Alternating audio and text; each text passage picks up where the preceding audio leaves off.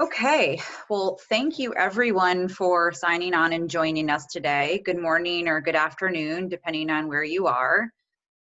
We want to start with the fact that we know how overwhelming social media can be. We're overwhelmed by it as well. I mean, all the new platforms, where do you spend your time? And some of you may think it's purposeless. I know that we've heard that before from many of our clients, or at least not a driver of business. And so we want to tell you a story about our client. We're going to call him Todd. Todd felt the same way. Todd felt that LinkedIn was a completely purposeless tool for business development, and he didn't use it much. He had a profile. He connected with people here and there, very basic. But he partnered with Burbay, and we helped him get the most out of it. And we're going to cover a lot of what we did for Todd in this presentation.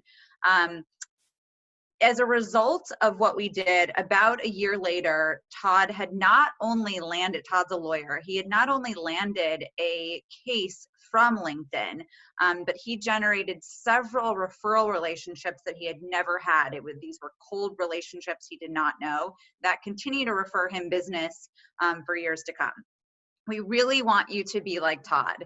And Todd was really, he turned into a believer after working with us for so long on his LinkedIn. So we hope that you get some pearls of wisdom from this presentation.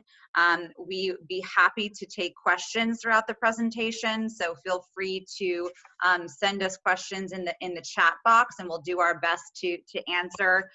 We're probably going to be about 30 minutes at length.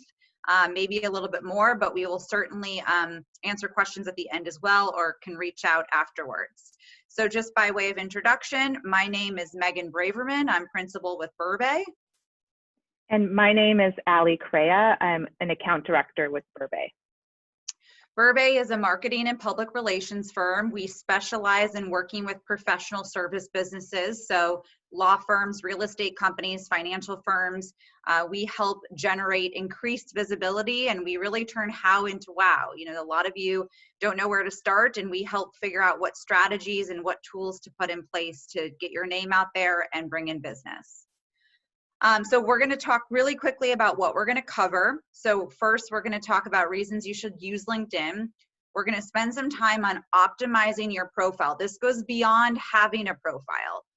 We'll talk about how to use it for business development tools, or for purposes for business development, and some underutilized tools that you may not be familiar with.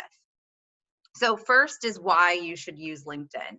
So number one reason is to increase your visibility. It gets your name out there, and it's a free tool to do this. I'm sure most of you don't have the paid profile. We'll talk about that later, but it's a great way to get your name out there.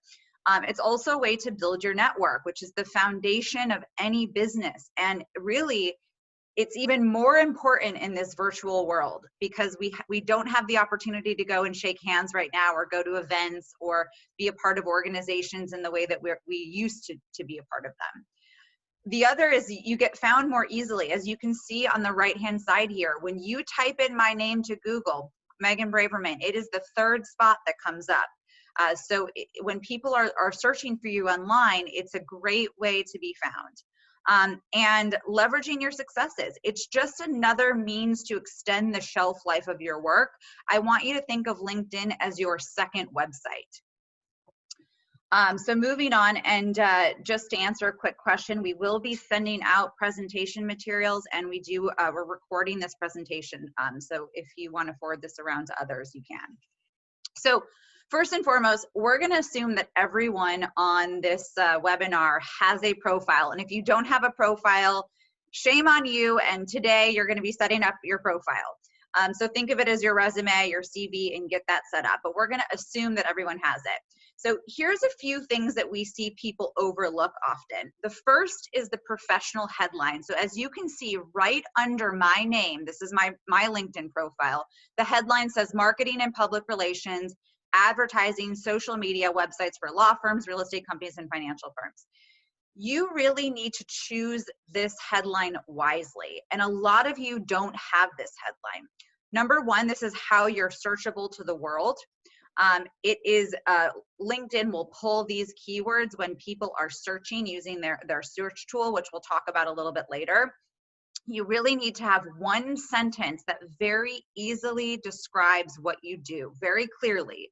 And you want to make sure that you focus on specific keywords. So for example, if you are a construction lawyer, you can say, I'm a construction lawyer that specializes in working with owners, real estate developers, lenders, and with a focus on drafting and construction negotiations and agreements. Something very, very specific. So not just construction lawyer, go a step further. If you're an accounting firm or you are a professional at an accounting firm, same thing. What do you really emphasize in? Think about some of the industries or the verticals that you can add. It might be hard to do this, but try to avoid overused words like unparalleled service or the best technology. People don't understand that. It's very generic. And you really also want to try to avoid using jargon as much as possible. And I'd like to add to that, you know, LinkedIn gives you 220 characters for your headline. So you should really try to use all of those and just maybe think about it as free advertising. So I think it's really important to know that you have the space to add in more information. Yeah, great point. So the other piece that we often see people don't have on their profile is right below the professional headline is something called services. This is also a great way to for LinkedIn to find professionals. So when people are using the search tool, they are going to pull from this services section. So you want to add all the services that are applicable to you. And this is another place to showcase your expertise. And again, same thing as the headline. You want to focus on very specific keywords. Be specific. Don't just say you're a master of everything. You want to talk about industries, verticals as much as you can. And again, this is how people are going to find you more easily. So the other piece is a lot of you, I'm sure, have this, but you can add your firm's website, which is really important. The key here is there's up to 3. So if you have a blog, if you have a podcast, you want to add that. So don't just add the firm's website. There might be other websites that you can point to. The about section, again, I'm sure all of you have a completed about section. One of the things that we believe is overlooked, and every time we see a profile, we're always recommending professionals to revise it, is should be the opportunity to really describe yourself, give some in-depth descriptions of what you do, talk about your target markets. Who do you represent? Who do you work for? Who are your clients? This is something that people just gloss over, and you really want to fully explain what you do on a day-to-day basis so it's clear, and who you do it for.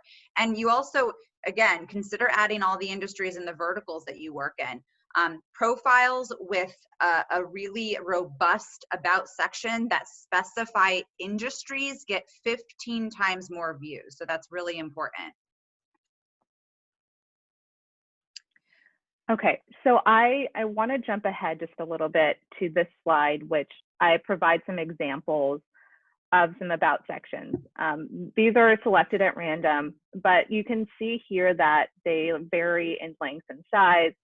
But really the key point here and why these are on this slide is that these are pretty robust descriptions for each of these individuals. You know, they list the industries that they work in.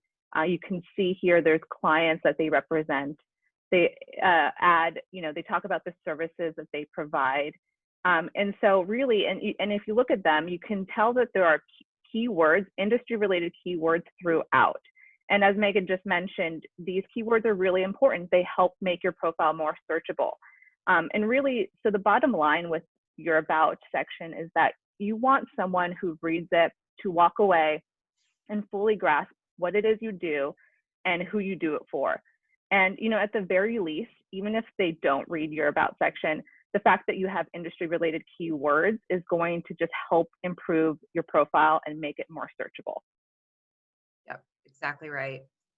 So back to one other way to optimize your profile. We'll talk a little bit more about this later in the presentation, but there is something called a featured section. Again, we feel like people gloss over this a lot. So This is a permanent feature on your profile where you can add content. And content, I mean, anytime you present or give a webinar, any of your published work, such as bylined articles or blogs, anything that you've written.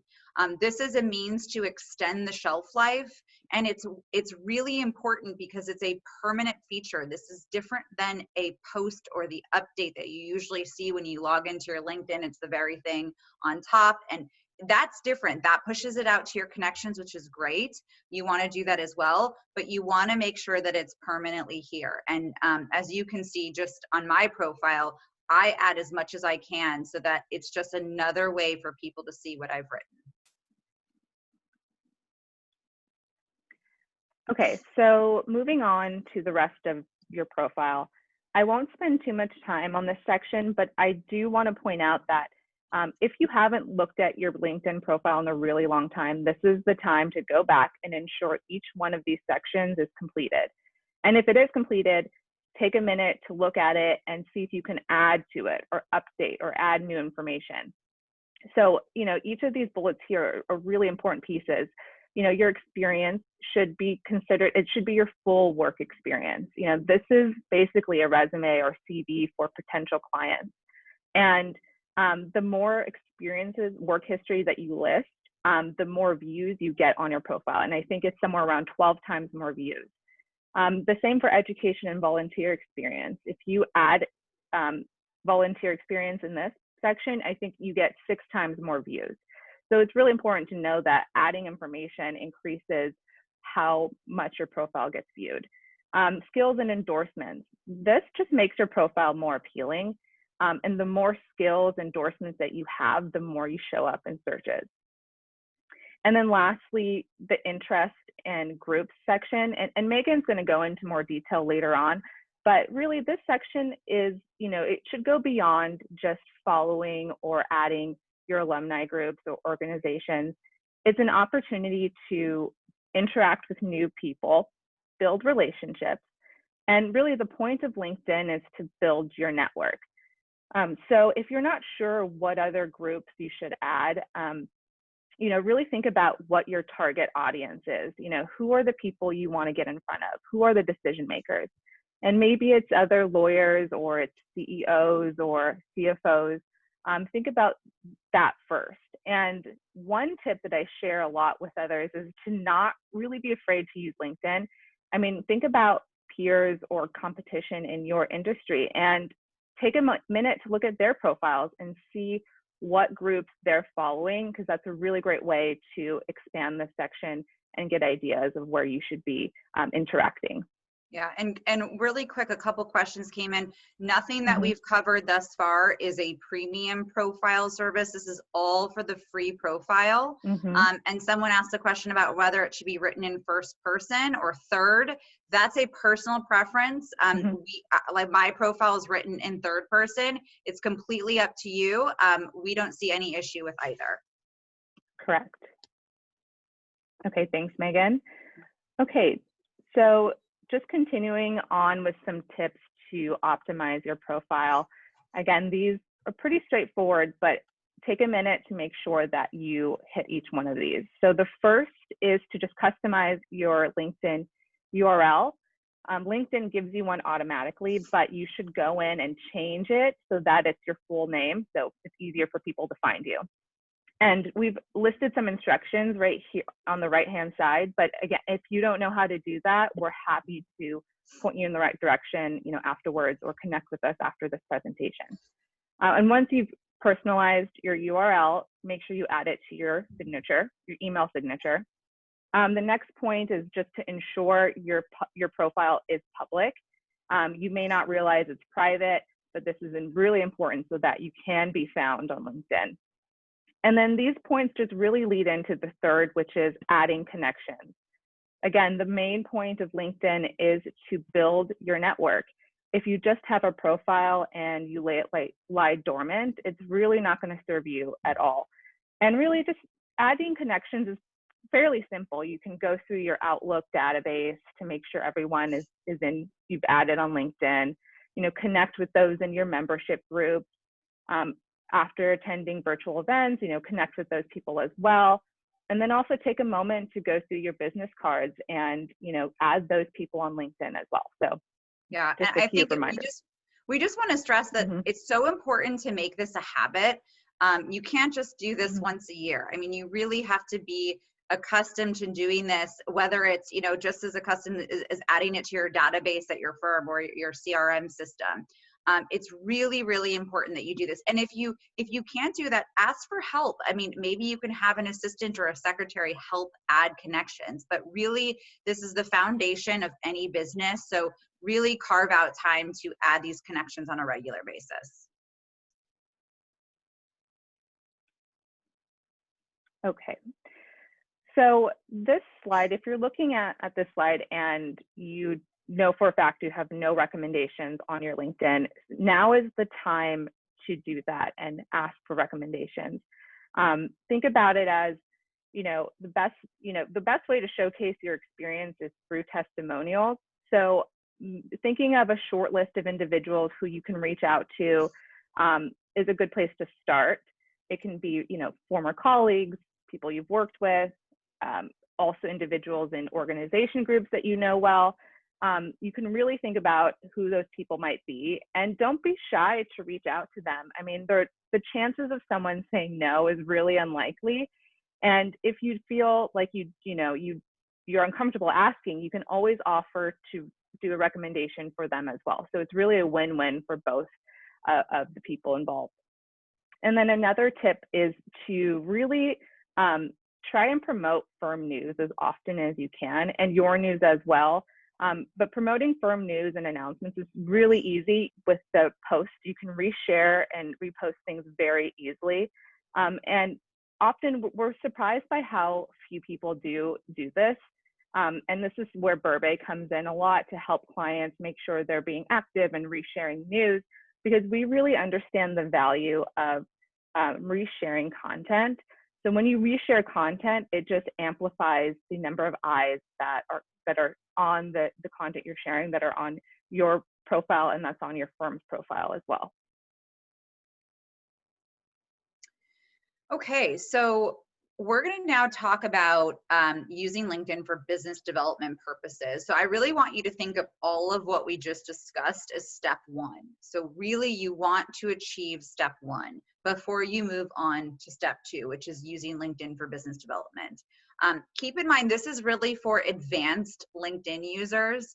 And we define advanced by those who are really doing what we just discussed on a regular, habitual basis, on a weekly, maybe not every day, but on a weekly, monthly basis.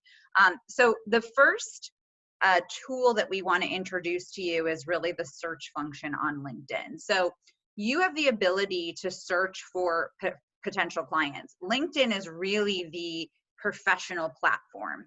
And so you can define common characteristics of your ideal client. You can filter it by geographic location, industry, company, job title, experience level, age. It really has advanced filtering systems. So you can develop a pool of prospects you can reach out to. And I'll give you some examples of this later on, but this is a great way to identify people that you don't have a relationship with. And so when you find someone and you develop this pool of people, think about sending them a custom note. For example, maybe you two went to the same school, or maybe you're a part of the same organization and you can use that organization as a means to get in front of them. The other thing, the great thing about LinkedIn is when you go to someone's profile, you can also see mutual connections. And so let's say you've identified a potential client and you see that they have a mutual connection. You can ask that mutual connection for an introduction. So we're not saying that you can find this pool of prospects and then start picking up the phone and cold calling. There's a lot of things on LinkedIn profiles that you can use to your advantage. And this is a great way to identify potential clients out there. The second piece of the search function that we recommend using, and we've been really successful working with some clients on this, is you can search for referral sources. So as I had mentioned before, LinkedIn allows you to search for companies. So let's say you decide, I'm going to search for companies with a specific number of employees and a certain threshold of revenue, or even location. So you can really filter it based on who your potential referral source or potential client is.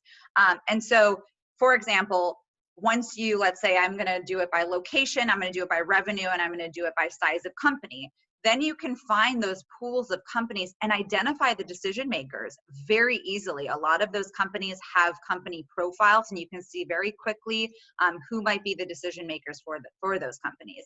So one example, we had a law firm. They were an entertainment litigation firm. And one of the things, they received a lot of business from transactional lawyers. So entertainment transactional lawyers referred them a lot of business because they didn't handle litigation and it went straight to them. And so, but they only had about 1 or 2 really solid relationships, and they really wanted more. And we talked about doing a roadshow where they would go visit each of these offices, give some presentations. They'd done it before, but hadn't done it in a while. And so we used LinkedIn to identify other entertainment transactional lawyers in the area, because again, they were going to go, this was before COVID, they were going to go present in person. So we had a small geographic area to look in, and we identified probably about 8 or 9 really high level referral sources that we thought would be a good fit. We ended up presenting to 5 of those firms, and they are solid referral sources for years. It was a really successful use of this tool. Another way that you can use this tool is you can connect with alums. I mean, a lot of people, every time we talk with attorneys or with accounting professionals or we hear all the time, like, I wish I was more connected with my alum or my school. And, I know this person and this person, but we never talk. LinkedIn, again, it's a great way to connect with alums. And you can search, you can see on the right-hand side here, you can search by school. On the left-hand side, you can see some of, I know it's small, but you can see some of the advanced filtering that you can add. So it's a really, really cool tool, and it really helps expand your network. And I have to stress that, especially during these times where I think everyone's kind of feeling a little like, what else should I be doing, and how many of these virtual events can I attend? This is just another opportunity for you to connect with people. So the third piece of the search function that we want to talk about is the ability to search for groups. So part of the search function, you can just search for groups. So if you can see on the right-hand side here, I did a quick search on real estate lenders, and there were 621 results under the groups. Again, these are not companies, these are not people, these are groups. This is a really great way to find organizations that you can get involved with. You don't know what you don't know, and there are so many groups out there that pop up all the time.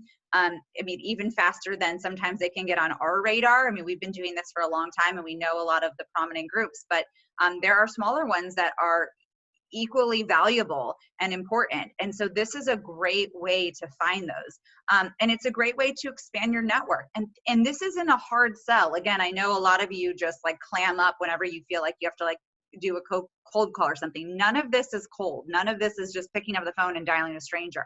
What you can do is request to join these groups and see who the audience is, see who the members are before you even join the group. Sometimes the groups will be open to the general public, and you can just see the post and you can interact in the post or just get a sense of the group. So again, this is a great way to connect with people. It's a great way to do things virtually. So we strongly recommend that you look into this. And I know we had a quick question. Do you recommend adding everyone to your connection list or only people you met? No. I've heard mixed reviews. We recommend only people you met and know, or if you feel like they can, maybe there's a mutual beneficial relationship that is to be had there. I think if it's just strangers, we typically tell people to decline. Everyone has a different philosophy, but that's ours. Okay, so the other piece of using LinkedIn for business development purposes is really to use it to become a go-to resource. So this is really the intangible piece. What I talked about before is really the connecting with potential clients, connecting with referral sources, and those tend to be a real driver of business. This is sort of that, you know, intangible gray area, but it's really important because posting content and becoming a resource, it generates awareness and it creates that visibility that's really, really important to your marketing mix. And so the first thing that I'll say is that we like to ask people to participate in 15 minutes per day. So carving out 15 minutes each day to spend doing things like this for LinkedIn. Pick your activities. So for example, maybe you get through the optimizing your profile piece of this presentation, and 15 minutes a day is spent on optimizing your profile and going through all the steps we just suggested. But the second piece is really ongoing. Are you going to like posts and comment on posts? Are you going to post your own articles? Are you going to use the search function? What are you going to add connections? Pick the activities and execute upon it. If you can't do 15 minutes per day, I know that you can at least carve out some time. So whether it's 15 minutes a week or 30 minutes a week, just pick it and block it on your calendar.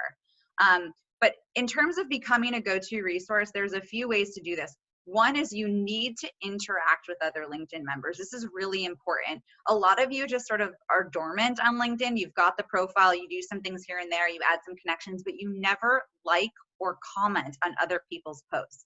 This is really, really critical. And it also increases the likelihood of people commenting and liking on your post because they see that you're engaging with them and they're actually really interested in what you're doing. The other is you want to deliver content that attracts and engages your audience. You want to be posting to your LinkedIn. There's a variety of ways to do that. I'm going to explain that in a second. It should be a mixture of news, thought leadership like your bylined articles, and even something personal. But the most important piece is that you need to do consistent posting. Don't just post once a month or once every quarter. You really want to be posting on a regular basis, and you can define what's regular for you. I know none of you on this call are probably going to be posting every day. Maybe a couple times a week is even too much. So maybe it's once a week. Pick what you think is feasible and something that you can execute upon because it's going to be different for everybody. The other thing too is at the very least, if you decide not to do any of this sharing of content, reshare your firm's news. I'm sure that almost everyone on this call has a firm LinkedIn profile that's managed either by you or someone else at your firm, and they post to it. You can reshare that content on yours very easily, and it's a great and easy way to share content.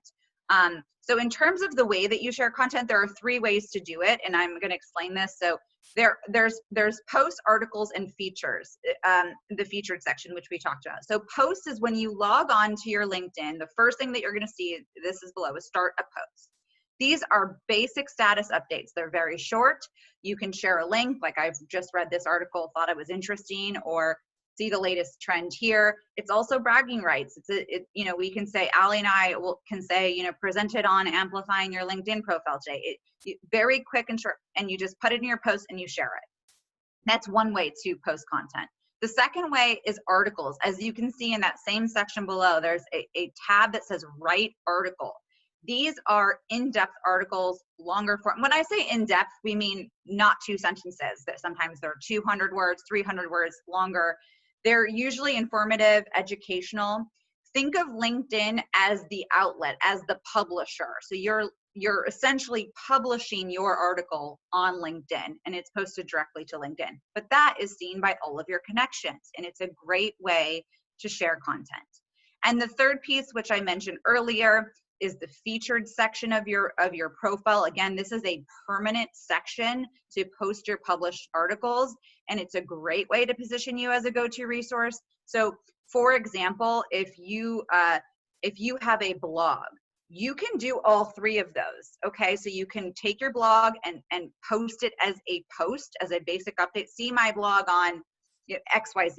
You can share it. You can actually copy and paste it into the article, and you can put it on your featured section. So don't be afraid to use these with one piece of content. This is what LinkedIn is for, and this is really how you showcase your expertise and how you become that go-to resource that we think is very valuable. Okay, so we wanted to just quickly share some of the most underutilized features on LinkedIn that you may not even know were available. And I think one of the first one here is super important and actually very convenient because you can export all of your connections and their information. It's very simple to do that. It's under the settings and privacy section on LinkedIn, and there's a section you can go to get a copy of your data. So if you haven't done that, I would suggest doing that and maybe adding those connections to your firm's marketing database so that they do receive, any marketing materials that your firm sends out. And, you stay top of mind on these people's radar. The second here is that you can save your searches. So as Megan, demonstrated and walked through some of the advanced search features, you have the option of saving those searches that you entered into LinkedIn. So it's really helpful for you to refer back to later, so you don't forget what you were looking for. And then LinkedIn will also alert you of profiles that match those criteria. So that's super helpful. And then the third one listed are hashtags. So this isn't just for Instagram anymore. LinkedIn rolled this out pretty recently, but it's a really great way to make your content more discoverable by adding a hashtag. And it can be a location-based hashtag, hashtag Los Angeles. It can be more general or popular. So these are things to keep in mind when you're posting content or posting to an article or just a basic LinkedIn post. They help you categorize your posts, and it also helps you discover more content and more ideas.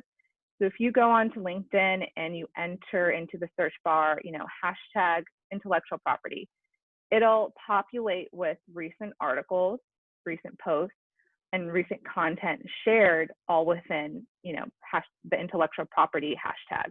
So it's really a great way to find new content and discover some new groups or organizations that you'd like to follow.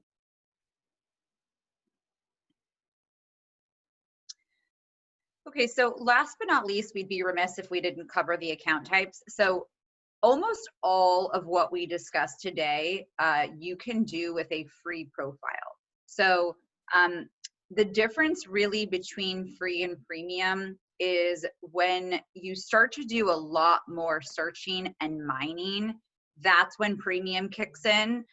You're able to filter a lot more with a premium account, do more searches, more advanced searches with premium than you are with free. Also, if you find yourself messaging people through LinkedIn often, there's a limit of how much you can message people, in-mail people with the free account. With premium, I think you get about 5 credits per month, depending on the level of the premium account. And also you can look, there's a lot more analytics that come with the premium account. Like you can see who's viewed your profile. There's a lot of job and salary insights from your industry. So there are certainly some advantages to premium. That being said, 90% of what we covered today can be done with the free account. So we would really recommend you do a lot of what you can with the free account. And then if you start feeling like you're hitting the ceiling, you can upgrade to premium. So as we mentioned in the beginning of the presentation, we really hope you're like our client Todd. We know some of you are non-believers. We want you to become believers in the power of LinkedIn. We want you to harness LinkedIn for business development purposes and to really help grow your business. We greatly appreciate everyone listening in. Allie and I would be happy to answer any questions that you have or step you through anything that we discussed about this presentation. It's also being recorded, so you're welcome to forward it around to members of your team. Our next webinar is going to be early 2021. We welcome any sort of topics that you're interested in. We're always looking to hear from you. But thank you very much for your time, and we really appreciate you listening in.